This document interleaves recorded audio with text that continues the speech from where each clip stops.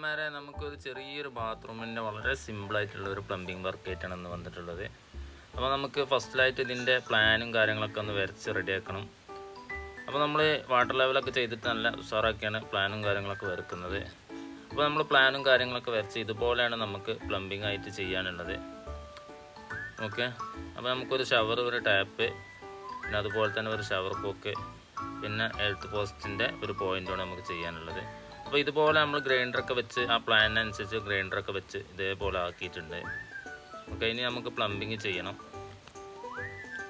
അപ്പോൾ നമ്മൾ ഈ ഒരു പോയിൻ്റ് 2 പോയിൻ്റായിട്ടാണ് നമ്മൾ കരുതുന്നത്. അതുപോലെ തന്നെ ഷവർ കോക്ക് സീലിങ്ങിലാണ് ഇവിടെ ഷവറും കാര്യങ്ങളൊക്കെ ചെയ്തിട്ടുള്ളത്.